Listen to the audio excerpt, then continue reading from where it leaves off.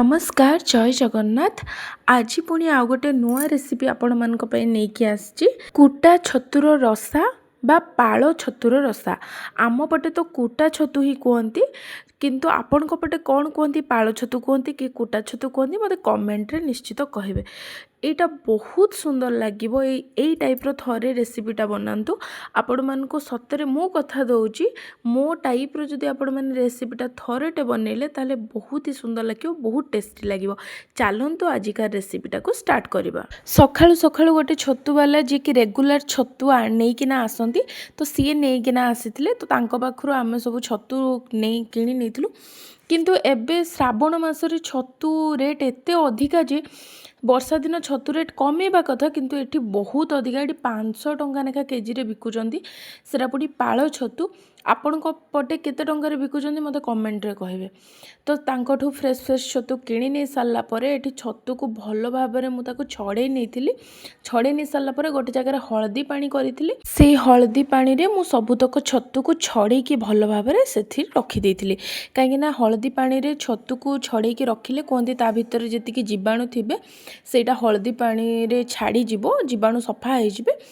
आ छतु छड़े सारा पर तार जो नाड़ गुड़ाक थिला से गुड़ाक मु पनिकी रे टिके छोट छोट करिके काटी नेथिले। टिके लंबा लंबा साइज रो करथिले आ छोट छोट करिके काटी नेथिले ताको भलो भाबरे। तापरे मु बहुत भलो भाबरे छतु गुड़िक पूरा सफा करि नेथिले। एठी छतु को मु भलो भाबरे सोईकी सफा कर सारला परे गोटे करेई गरम कर नेथिली। ता भितरे तेल दे देथिली आ भलो भाबरे गरम हे सारला परे छतु गुड़िक मु ता भितरे पके देथिली आ सेतरे लूण हळदी देकी छतु गुड़िक भलो भाबरे भाजी नेथिली।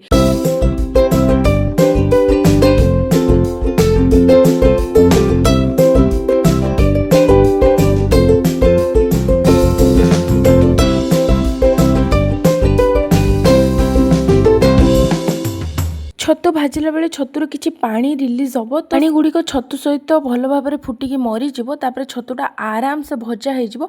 सेते पर्यंत पानी मरिबा पर्यंत छतु भजा हला पर्यंत आमे ताको भाजी चलिबा। देखंतु एठी छतु भलो भाबरे भाजी ही सारछि। तापरे मु ताको गोटे प्लेट रे ताको छतु गुड़ी को काढ़ी नेछि। तापरे सेही करेई रे तेल दे देछि आ गोटा मसला किछि पके देछि। गोटा मसला टिके भलो भाबरे हेई आसला परे सेथरे मु पियाज दे देछि आ पियाज को टिके भलो भाबरे भाजी नेछि।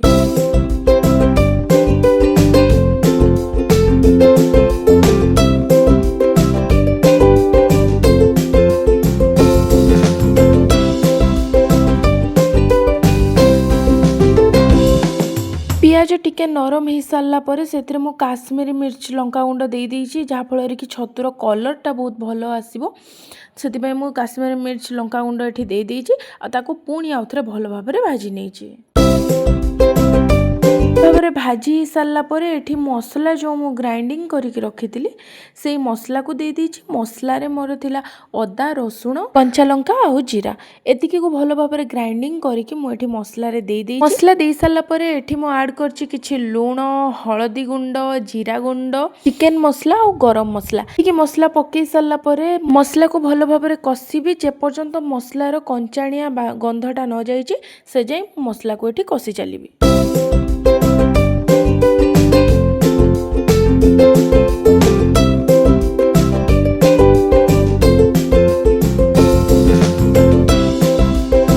मसलार ये टिके तेल छाड़ी जाइए करेई टिके टिके मसला लगी आसला जिते से मु पुणी आउ थे पानी टिके ऐड करदेली पुणी आउ थे मसला को कषिबारे लगिली।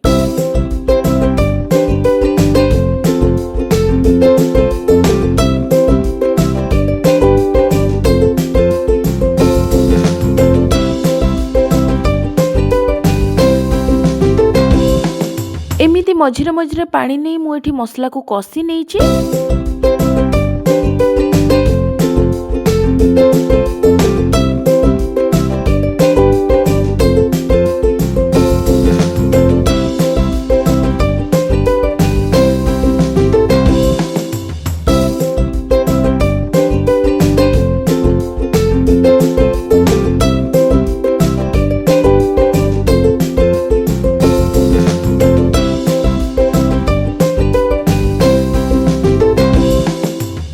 ये कलर चेंज हो जाए आ मसला बहुत भल भाव में मु सिझे रखि आलू को सेठी देदेली।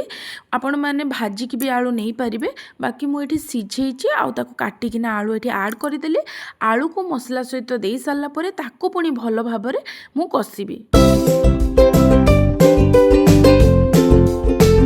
आलू भल भाव में कषि हो जापर मुझे पानी किछि देदेवी आलू रे फुटेबा पई ताको छाड़देवी।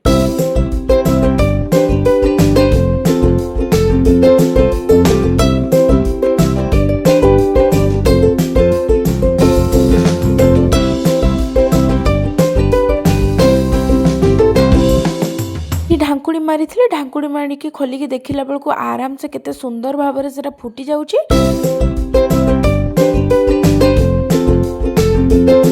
एठी पानी भल भाव में फुटी जाइए। ए स्टेज रे आमे दबा भाजी रखिथिबा छतु को आ ताको भल भाव में मिक्स कर दबा आ सेटा को फुटेबा पई किछि समय छाड़ी दबा।